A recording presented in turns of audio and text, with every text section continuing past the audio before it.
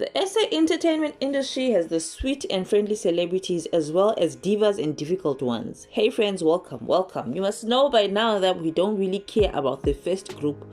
We want drama, we want scandal. So let's look at celebrities no one wants to work with. Hi, this one is famous for being difficult. In fact, Mpumelelo Pulose has made a career of getting fired for his alleged lousy behavior. He was fired from Uzalo, Greed and Desire and Imbo for his need for disrespecting cast and crew, thinking he was bigger than everyone else, telling the crew how he was getting paid more than everyone else and that they needed to put some respect on his name. Well, it has been 4 years since he last got an acting role, so what he needs to do is put some humility on his name if he wants to secure the bag. Tulipangolo made headlines earlier this year after the wife had given her the axe. The actress slash DJ would show up late to shoots or not even bother to show up at all and was in the habit of making last minute plans. This all forced producers and writers to rewrite some scenes and make changes to cover up for the fact that she wasn't there. They had to write her off as a result. A few years ago when she was on Generations, she had a fight with Enhle Mbali's mother, Bongi, who was a makeup artist at Generations at the time. It got so bad Bongi refused to do Tuli's makeup. While she said everything was fine between her and Bongi, Bongi exposed her and said, "Haibo, stop lying, you are wicked and I quit." Oh my god, I've been in the industry for years and I've never had someone despise or treat me the way that child treated me. I left because of it and moved on.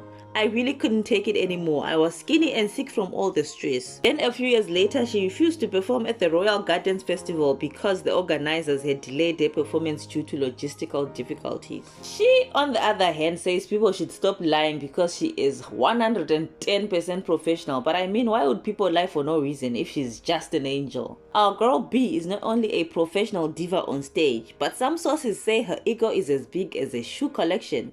She has allegedly hired and fired makeup artists left, right and center. If she doesn't like you, you are gone. Even a stint on Afternoon Express had people talking. She had beef with Bonimbuli, one of her co-presenters. They couldn't stand each other and would just sit in their own corners and ignore each other. They wouldn't even share a makeup artist, and Bonang wanted her own glam team. In 2017, reports emerged that she had been banned from the Masters Polo event because of the drama she had caused when she demanded to be moved to a different marquee to Somizi. She didn't want to breathe the same air or even greet Somizi after their friendship ended. Then she resigned from Metro FM just after Lerato Khanyago became her co-worker. She was accused of not wanting to share the spotlight with Lerato. Of course, she denied it all and said it was just because Metro hadn't notified her of any changes to the lineup. Okay, sis. SK Koza is also another fan favorite who loves being a bad boy more than he loves his paycheck. Not only is he always in the tabloids for all the wrong reasons, he is reportedly a problem on set. This has resulted in the Queen producers firing him twice. The first time he got the boot, various stories were flying around. His personal issues were following him on set. One of his baby mamas even rocked up on set one day demanding papgeld. He was also accused of delaying production and being a diva and being a general pain in the ass for everyone else. Well, the second time was because he and his former fiancée Ayanda Hlongwane had allegedly assaulted a cashier at a Sasol petrol station. Sources say he had been warned about his behavior, but he was too busy living life on the wild side. Little Dini aka Katlego Danke has always been labelled as difficult to work with. She was reportedly snapping soapy crew members and makeup artists. She was allegedly thinking very high of herself and only greets people she thinks are better than her. She would get into the makeup room and sit and wouldn't even bother to talk to or even greet anyone. The most shocking part about her behavior was how she was not on speaking terms with her on-screen mother Slindile. Maybe she was just having a bad year, who knows? Another Generations diva was Zomtiane. She was allegedly butting heads with the crew on her wardrobe. They said she doesn't know how to work with people because she wants to call the shots. She's very finicky about what she wears and wants to decide for herself what to wear. Some of the crew members dread working with her as she wants things done her way. She behaves as if she is some kind of madam. She is giving everyone a headache. And then there was that time she was labeled a drunk, delaying filming because she had forgotten her lines or would miss shoot days. Hungani Lovu also had fans shocked after they found out that he was also going around the scandal set like he was the king or something. He was difficult to work with and had altercations with actress Masasa Mbangeni. Apparently the two had a physical incident and the producer sided with Hungani. Hungani was then asked to apologize to Masasa, but he said no, telling the producers that he didn't need to apologize because the producers wouldn't even dare to fire him because he's a bigger star on the show than her. They say he was over there throwing tantrums and feeding his big ego, and in the end, he resigned saying he felt unappreciated and deserved more, so he decided to leave before they fired him. All scandal bosses denied it all, but you know how people talk.